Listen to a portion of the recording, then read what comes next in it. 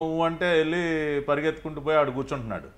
రెండోది వీకే గారు ఇక్కడ ఉంటే ప్రజల్ని ఫేస్ చేయలేకపోతా ఉన్నారు. మనోడికి ఏంటంటే రోడ్డు మీద ఎవరిని చూసినా చాచి ఒకటి పీకిన ఫీలింగ్ కలుగుతూ ఉంది. ఇప్పుడు ఎవరన్నా జనం ఇంక చూశాడు అనుకోండి, లాగి పెట్టి రెండు కొడితే ఎలా ఉంటుంది అటువంటి ఫీలింగ్ కలుగుతుంది. మనోడు గబాలను ఎమ్మటే చెంపలు ఇలా పట్టుకుంటా ఉన్నాడు. ఎందుకంటే ఆ రకంగా పీకారు కదా, కాబట్టి చూడలేకపోతా ఉన్నాడు. ఎవరిని చూసినా లాగి కొట్టిన ఫీలింగ్ కలుగుతుంది, అందుకని చూడలేకపోతా ఉన్నాడు. అదేవిధంగా రెండోది కార్యకర్తలు. మన పులివెందులు వెళ్ళినప్పుడు ఓడిపోగానే వెళ్ళాడు ఎగేసుకుంటా. పులివెందులు వెళ్తే అక్కడ మీదపడ్డి కొట్టినంత పని చేశారు. ఏమైనా దేనికి వచ్చి ఇప్పుడు గుర్తొచ్చాం మేము నీకు, ఎక్కడ దాక్కున్నావా 5 సంవత్సరాలు అని చెప్పి పులివెందుల ఆఫీసులోనే తిరగబడ్డారు మనోడి మీద.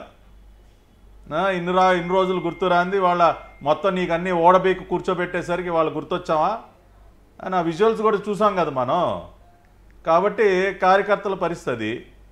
మూడోది వాళ్ళ ఆ విజువల్స్, ఆ తాడేపల్లి కొంప దగ్గరికి పాపం ఎవరో కలుద్దామని వస్తే సెల్ ఫోన్ లాక్కుని ఇసురు వదిలేశారు.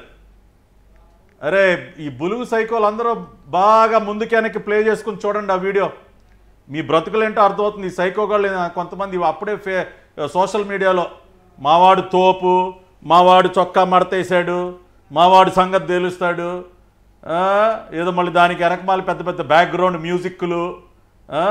ఎందుకురా మీకంత సునకానందం దేనికి? మీ బతుకులేంటి వాళ్ళు అర్థమైందా?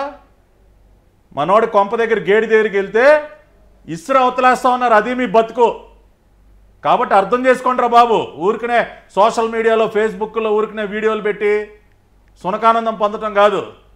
రెండో పక్కన చంద్రబాబు నాయుడు గారు, లోకేష్ గారు, పవన్ కళ్యాణ్ గారిని చూడండి ఎంత మర్యాద ఇస్తారో.